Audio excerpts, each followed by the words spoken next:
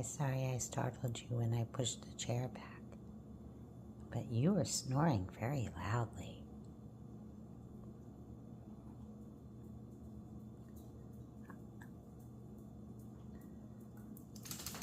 I thought you were an adult human male for a second with that very loud snoring. You go back to sleep, little princess. Hello, Kong.